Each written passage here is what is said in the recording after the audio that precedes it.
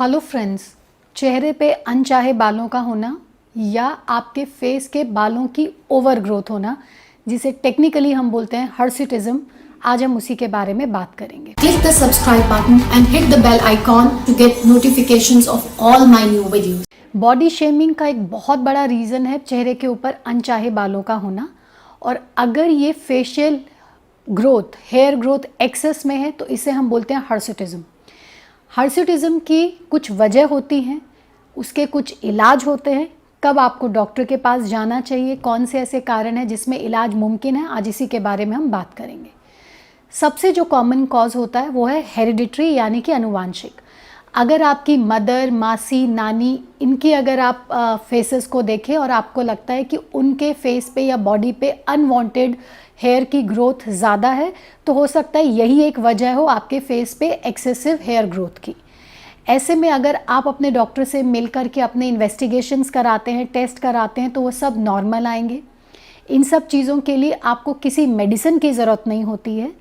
अगर आप इन हेयर से परमानेंट निजात चाहते हैं तो आपको लेज़र ट्रीटमेंट लेना पड़ सकता है, और टेम्परेरली आप किसी भी कॉस्मेटिक ट्रीटमेंट को, जिसमें आप फेशियल वैक्स करा सकते हैं या थ्रेड करके बाल निकलवा सकते हैं, जो भी आपको कंफर्टेबल लगे, इस तरीके के मेथड से आप अनवांटेड हेयर ग्रोथ्स को कंट्रोल कर सकते हैं।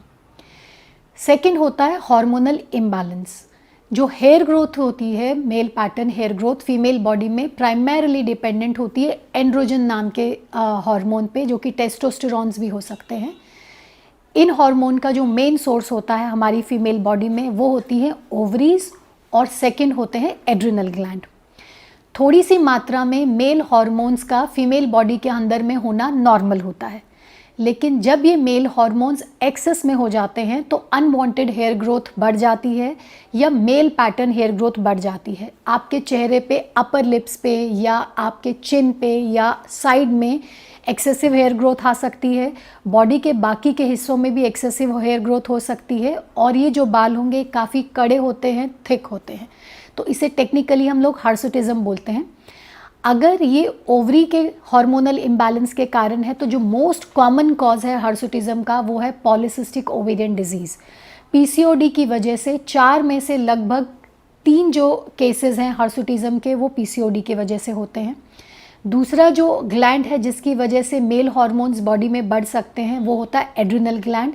इसीलिए एक बीमारी होती है जिसे हम बोलते हैं adrenal hyperplasia, congenital adrenal hyperplasia. ये बर्थ से ही ये ग्लैंड की एक्टिविटी ज़्यादा होती है, जिस वजह से जो मेल हार्मोन है बॉडी में बढ़ जाता है और अनवांटेड हेयर ग्रोथ आ जाती है।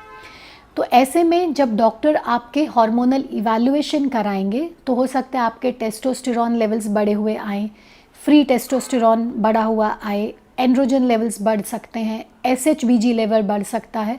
तो डिपेंडिंग अपॉन कि आपके डॉक्टर क्या सस्पेक्ट कर रहे हैं, आपके कॉर्टिसोल लेवल्स बढ़ सकते हैं, वो आपको कुछ टेस्ट सजेस्ट करेंगे, और अगर ये टेस्ट की वैल्यूज़ गड़बड़ आती हैं तो आपको पॉलीसिस्टिक ओवेरियन डिजीज़ या कंजेनिटल एड्रिनल हाइपरप्लेजिया लेबल किया जा सकता है। और ऐसी कंडीशंस में अगर आपकी एक्सेसिव हेयर ग्रोथ है, तो स्ट्रेट अवे अगर आप लेज़र में या किसी कॉस्मेटिक ट्रीटमेंट में जाएंगे तो वो उतनी इफ़ेक्टिव नहीं होगी, क्योंकि जो इसका रूट प्रॉब्लम है उसको अभी तक हमने डील नहीं किया है। तो ऐसे केसेस में मेडिसिन्स का खास रोल होता है। तो डिपेंडिंग अपॉन पीसीओडी है तो आपको उसी हिसाब से मेडिसिन दी जाएंगी, अगर एड्रिनल हाइपरप्लेजिया निकलता है तो उसी हिसाब से मेडिसिन दी जाएंगी। मेडिसिन्स का इस्तेमाल करके पहले हम लोग इन हार्मोनल इम्बैलेंसेस को करेक्ट करते हैं। जब ये करेक्ट हो जाते हैं, उसके बाद जो है आप लेज़र ट्रीटमेंट्स या कोई कॉस्मेटिक ट्रीटमेंट ले सकते हैं। जो हार्मोनल इम्बैलेंसेस हैं ये फ्रेश हेयर ग्रोथ को रोकेंगे, और जो लेज़र ट्रीटमेंट्स हैं वो आपके ऑलरेडी जो हेयर आ रखे हैं उनको कंट्रोल करेगा। अगर हमने हार्मोनल इम्बैलेंस को करेक्ट नहीं किया है तो आपके लेज़र ट्रीटमेंट्स भी इफ़ेक्टिव नहीं होंगे। थर्ड जो एक कॉमन कॉज होता है हर्सिटिज्म का, वो है ड्रग इंड्यूस्ड, यानी कि कुछ दवाइयाँ ऐसी होती हैं जिसके इस्तेमाल से हेयर ग्रोथ बढ़ सकता है, खासकर स्टेरॉइड्स, या अगर आपको बच्चा ठहरने में दिक्कत हो रही है और आप बहुत लंबे टाइम से ओव्यूलेशन इंडक्शन एजेंट खासकर क्लोमिफिन या टेमोक्सिफिन ले रहे हैं तो उसकी वजह से भी हो सकता है। ब्रेस्ट कैंसर्स की ट्रीटमेंट में इस्तेमाल होने वाली दवाई टेमोक्सिफिन, इसकी वजह से भी हर्सिटिज्म की प्रॉब्लम आ सकती है। या अगर कोई एंटी एपिलेप्टिक मिर्गी की दवाई ले रहे हैं जिसमें खासकर फेनिटोइन एप्टोइन नाम की जो दवाई रहती है उसके लंबे इस्तेमाल से भी मेल पैटर्न हेयर ग्रोथ आ सकता है। तो ये कुछ दवाइयाँ हैं जिनका अगर एक्सेसिव यूज़ किया जाता है, बहुत लंबे टाइम तक दिया जाता है, या कुछ कॉस्मेटिक क्रीम्स ऐसी होती हैं जिसे आपने बिना डॉक्टरी सलाह के इस्तेमाल किया है, तो ऐसे में भी आपके फेशियल हेयर ग्रोथ बढ़ सकती है।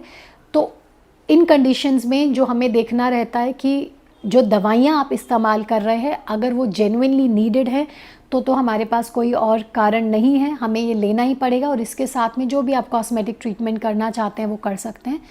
और अगर ये दवाइयों का यूज़ हम लिमिट कर सकते हैं तो अच्छा रहेगा, आप इन दवाइयों के यूज़ को लिमिट करिए।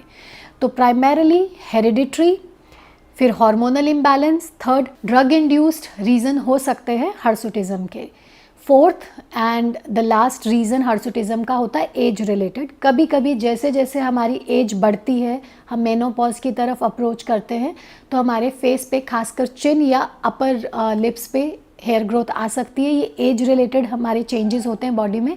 अगेन इसके लिए आपको किसी भी मेडिसिन या टेस्टिंग की ज़रूरत नहीं होती है।